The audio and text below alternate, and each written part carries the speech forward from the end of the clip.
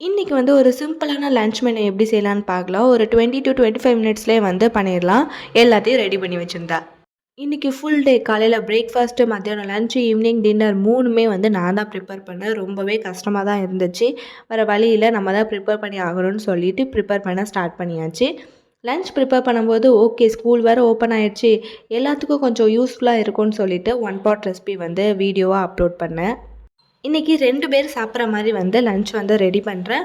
1 cup வந்து rice எடுத்துக்கோங்க. அதுக்கு 1/2 கப் வந்து துவரம்பருப்பு வந்து எடுத்துக்கோங்க. துவரம்பருப்பையும் அரிசியும் நல்லா கழுவி எடுத்துக்கோங்க. துவரம்பருப்பை 2 டம்ளர் தண்ணி ஊற்றி ஒரு 50% வந்து நல்லா குக் பண்ணி எடுத்துக்கோங்க. 50% நல்லா குக் ஆனதும் நம்ம அரிசியும் கட் பண்ணி வச்சுருக்க வெஜிடபிள்ஸையும் வந்து போட்டுக்கலாம். நான் இன்றைக்கி வெஜிடபிள்ஸ் எதுவுமே ஆட் பண்ணல. தக்காளி, வெங்காயம், பச்சை மிளகாய் மட்டும் தான் ஆட் பண்ணேன். 10 சின்ன வெங்காயத்தை நல்லா குட்டி குட்டியாக கட் பண்ணி போட்டுக்கோங்க. ஒரு மீடியம் சைஸ் தக்காளி, ஒரு பச்சை மிளகாய் எல்லாத்தையும் அரிசி போடும்போது அது கூட சேர்த்து போட்டு நல்லா வேக வச்சுக்கோங்க. ஓரளவு அரிசி குக் ஆனதும் இதில் 1 ஸ்பூன் வந்து வத்தப்பொடி போட்டு நல்லா வேக வச்சுக்கலாம்.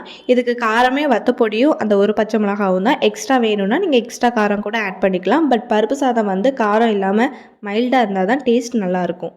அரிசியும் பருப்பும் நல்லா வெந்துருச்சு. ஒரு 70% நல்லா வெந்ததுக்கப்புறம் நம்ம தாளிச்சிக்கலாம்.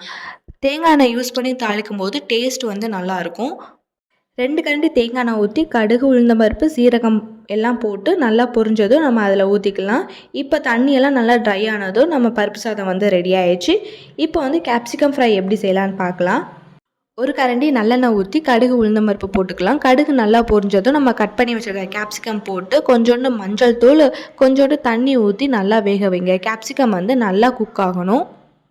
கேப்சிகம் வந்து ஒரு 4 to 5 மினிட்ஸ்லேயே வந்து நல்லாவே குக் ஆயிரும். குக் ஆனதுக்கப்புறம் இதில் காரத்துக்கு கொஞ்சோண்டு மட்டும் வத்தப்பொடி ஆட் பண்ணியிருக்கேன். வத்தப்பொடி ஆட் பண்ணாமையும் நீங்கள் பண்ணலாம். ஏன்னா கேப்சிகம்லேயே கொஞ்சம் காரம் வந்து இருக்கும்.